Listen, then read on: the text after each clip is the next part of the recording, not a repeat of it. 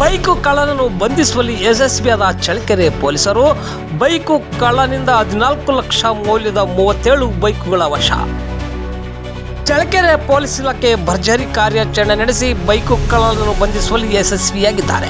ಚಿತ್ರದುರ್ಗ ಜಿಲ್ಲಾ ಎಸ್ಪಿ ರಂಜಿತ್ ಕುಮಾರ್ ಬಂಡರು ಹಾಗೂ ಹೆಚ್ಚುವರಿ ಎಸ್ಪಿ ಆರ್ ಶಿವಕುಮಾರ್, ಚಳ್ಳಕೆರೆ ಪ್ರಭಾರ ಡಿಎಸ್ಪಿ ಉಮೇಶ್ ಈಶ್ವರ್ ನಾಯ್ಕ, ಡಿಎಸ್ಪಿ ಸತ್ಯನಾರಾಯಣ ರಾವ್ ಮಾರ್ಗದರ್ಶನದಲ್ಲಿ ಪಿಎಸ್ಐಗಳಾದ ಹಿರೇಶ್, ಜಿ ಶಿವರಾಜ್, ಧರಪ್ಪ ನೇತೃತ್ವದಲ್ಲಿ ತಂಡವನ್ನು ರಚಿಸಿ ಕಾರ್ಯಾಚರಣೆ ನಡೆಸಲಾಗಿತ್ತು.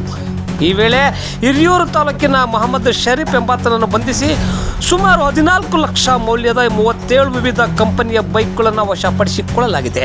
ರಾಜ್ಯದ ಚಿತ್ರದುರ್ಗ, ತುಮಕೂರು, ಶಿವಮೊಗ್ಗ, ಚಿಕ್ಕಮಗಳೂರು, ದಾವಣಗೆರೆ, ಹಿರಿಯೂರು, ಹೊಳಲ್ಕೆರೆ, ಹೊಸದುರ್ಗ ಸೇರಿದಂತೆ ವಿವಿಧ ಠಾಣೆಗಳಲ್ಲಿ ದಾಖಲಾದ ಪ್ರಕರಣಗಳನ್ನು ಈತ ಭಾಗಿಯಾಗಿದ್ದು, ಚಳ್ಳಕೆರೆ ಪೊಲೀಸರ ಕಾರ್ಯಾಚರಣೆಗೆ ಚಿತ್ರದುರ್ಗ ಜಿಲ್ಲಾ ಎಸ್ಪಿ ರಂಜಿತ್ ಕುಮಾರ್ ಬಂಡೋರು ಪ್ರಶಂಸೆ ವ್ಯಕ್ತಪಡಿಸಿದ್ದಾರೆ.